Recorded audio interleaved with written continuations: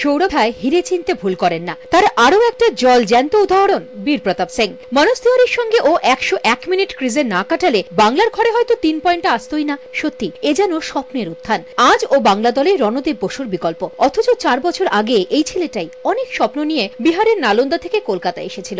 Barisha town YMCA হয়ে অবশেষে শ্যামবাজার। গত কয়েক বছর দাদারি একাডেমিতে অনুশীলন, 2 বছর ধরে অনূর্ধ্ব 19 বাংলা দলে খেলছে, তারপরে সরাসরি রঞ্জি দলে। ম্যাচ শেষে সৌরভ গঙ্গোপাধ্যায় ওকে নিজের ব্যাট উপহার দিয়েছেন। এখনো তা বিশ্বাসই হচ্ছে না বীর প্রতাপের।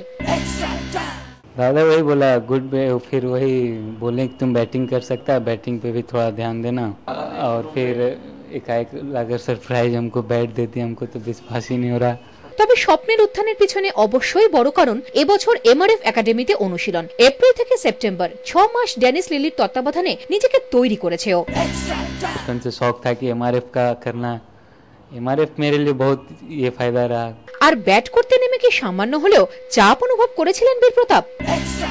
शुरू में लगा, फिर सर लोग बोले, फिर दादा लोग को देखकर थोड़ा ऐसे ही कॉन्फिडेंस बढ़ गया।